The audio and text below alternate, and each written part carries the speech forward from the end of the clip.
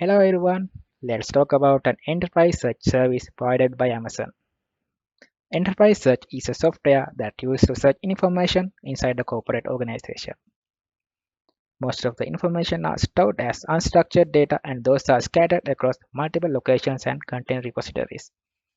Most of the existing search services use keyword engines and those are not compatible with natural language. Because of that, these services have low accuracies. Users have to go through a lot of unrelated content to find the related information, and that reduces the productivity and efficiency. As a solution to this, Amazon provides an intelligent search service called Kendra powered by machine learning. Kendra uses deep learning models to understand the natural language queries, and it can provide optimal solutions to the natural language questions. And also, Kendra uses an incremental learning techniques to learn and improve the accuracy continuously based on user interactions.